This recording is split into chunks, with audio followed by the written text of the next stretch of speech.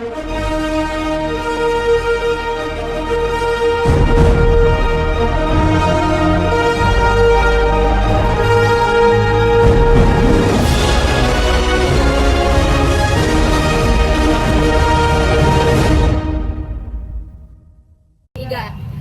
3 paling semangat, paling hebat, paling kompak. Kelompok 3 paling semangat, siap jadi juara.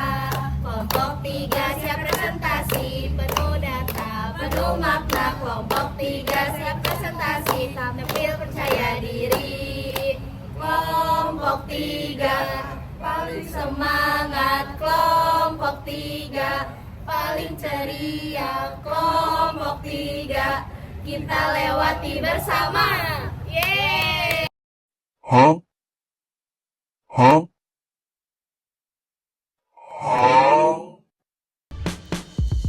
Anang ning ning nang, anang ning ning nang, anang ning ning nang, anang ning ning nang ning, anang ning ning nang, anang ning ning nang, anang ning ning nang, anang ning ning nang ning, anang ning ning nang, anang ning ning nang, anang ning ning nang, anang ning ning nang ning, anang ning ning nang, anang ning ning nang.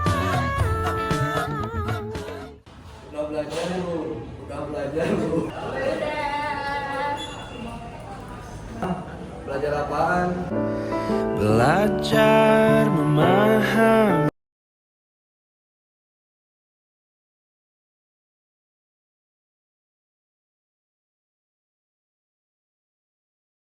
Sajauh ning panginditan satebihing leleng kahan heup di mana diri miara mulang tetep kasalira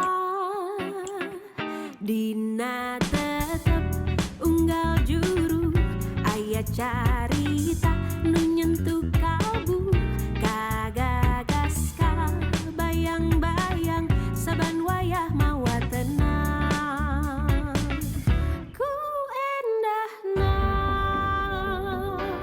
ku asihna numi tetep matri dina ati matak betah tu manina nu dijunjung ditiluhung lamur tempatna induna kandung salira teh Bandung ning nang ninang rerendengan cumarita pacantel rasa hujanan paduduaan duh urang mi cinta ku endahna ku asihna numi tetep matri dina ati matak betah tu manina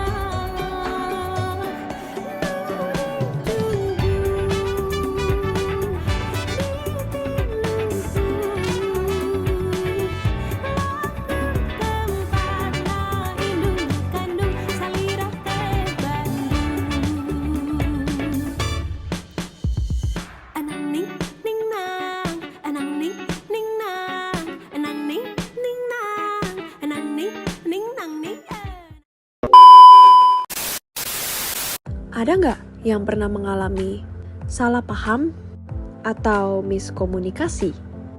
Apalagi terjadinya di tempat kerja atau di sebuah perusahaan. Pasti sering menemukan situasi berikut, bukan? Ingin tahu penyebabnya? Jadi, salah satu penyebab utamanya adalah adanya pertemuan budaya.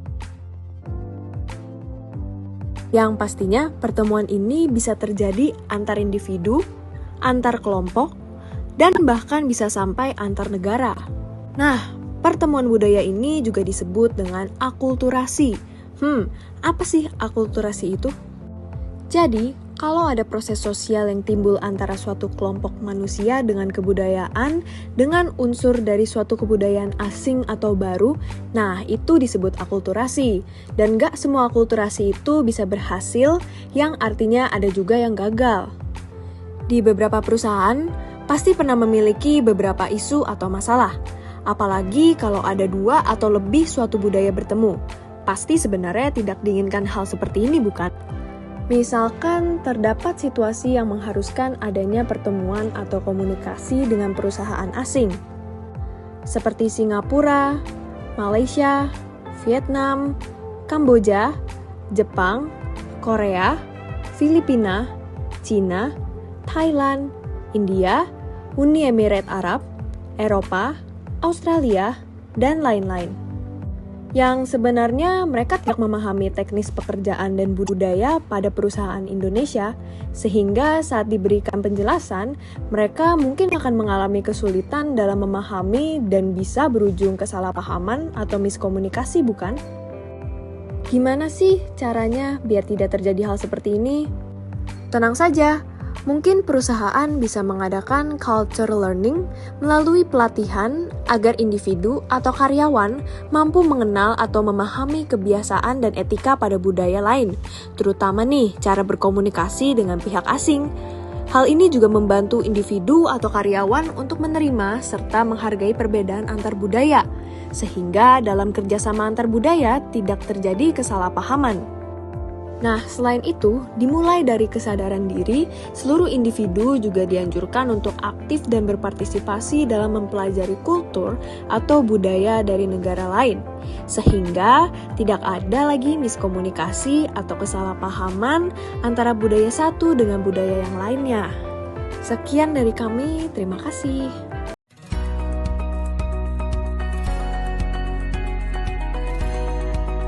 Komunikasi dalam sebuah organisasi itu penting, karena dengan adanya komunikasi, kita bisa berdiskusi dengan rekan kerja kita, dan bahkan bisa meningkatkan rasa kekeluargaan dalam tim.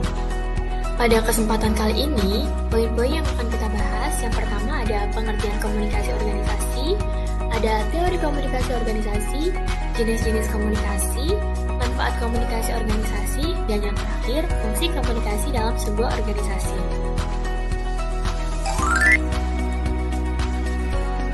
Komunikasi organisasi merupakan sebuah proses yang terjadi dalam suatu organisasi berupa penyampaian, penerimaan, serta pertukaran informasi dan pesan yang dilakukan untuk mencapai suatu tujuan tertentu yang sudah ditetapkan oleh bersama, baik oleh anggota serta pemimpin organisasi.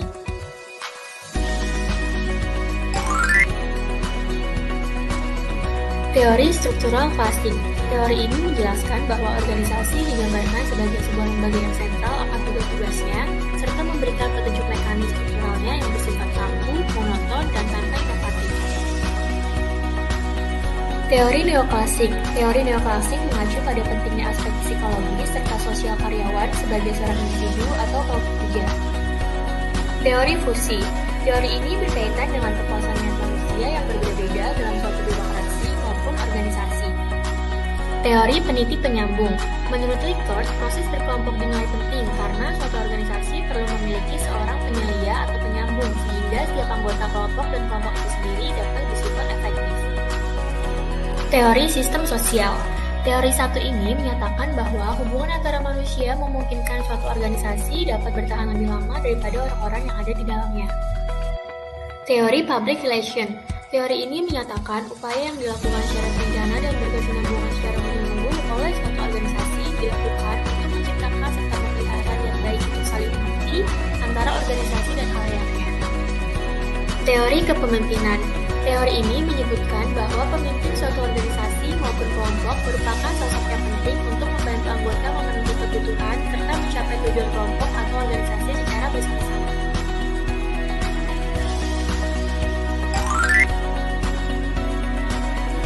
Ada dua jenis komunikasi, yaitu komunikasi internal dan juga komunikasi eksternal. Komunikasi internal merupakan komunikasi yang fokus kepada interaksi serta upaya untuk membangun relasi antar sesama anggota organisasi. Komunikasi eksternal yaitu komunikasi yang dibangun fokus kepada pihak di luar organisasi. Jenis komunikasi eksternal ini biasanya digunakan jika organisasi tersebut ingin mencari sponsor, sehingga membutuhkan pihak dari luar organisasi untuk membantu.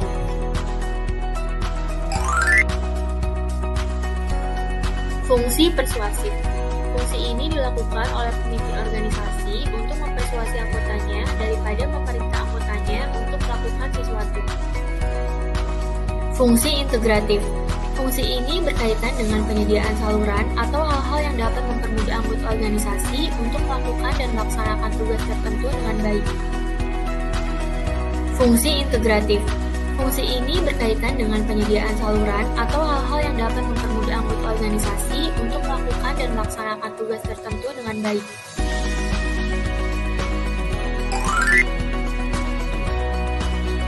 Pemahaman mengenai teori komunikasi organisasi dapat membuat kita sebagai pemimpin ataupun anggota sadar akan tanggung jawab yang diberikan. Kesadaran ini dapat meningkatkan kinerja maupun efektivitas organisasi untuk mencapai tujuan yang telah ditetapkan bersama. Sekian pemaparan materi kali ini, semoga bisa bermanfaat untuk semua. Terima kasih. Anda ingin sukses? Anda ingin maju? Anda ingin berhasil? Ya, jangan menyerah. Tekun, giat, semangat. Seperti saya ini, nih hasilnya. Kelapa. Anda ingin berusaha? Ayo dong. Kelompok 3 siap presentasi, tampil percaya diri ya. 1, 2, 3. Kelompok 3 paling semangat, paling hebat, paling kompak. Kelompok 3 paling semangat, siap berjuara. Ulang.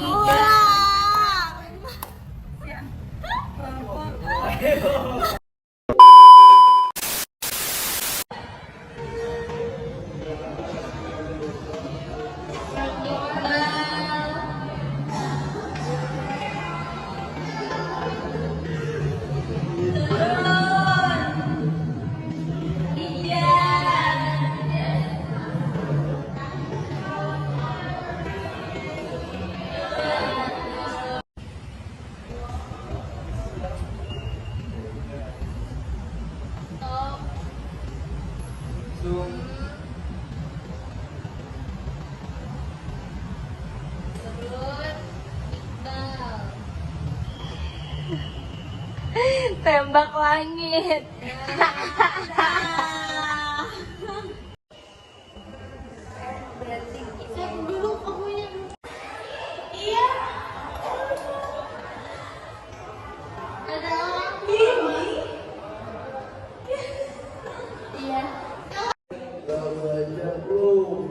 Gak belajar bu.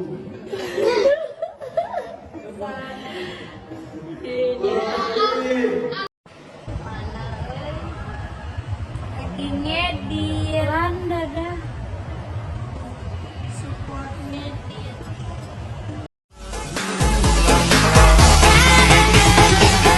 Jumping and people go yelling, I stay with it, I ain't talking a lot.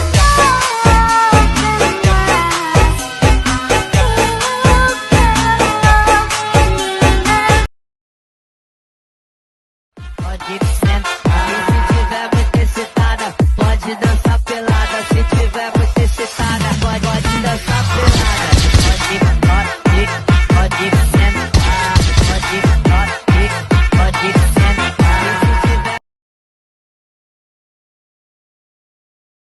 I thought I saw your face today, but I just turned my head away, your face against the trees. But I just see the